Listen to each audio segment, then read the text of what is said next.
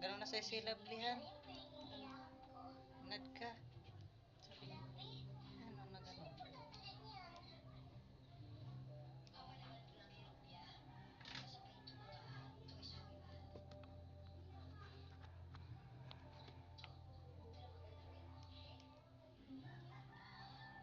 Guys, hindi na ako pwede bumayad ng 80 o 70.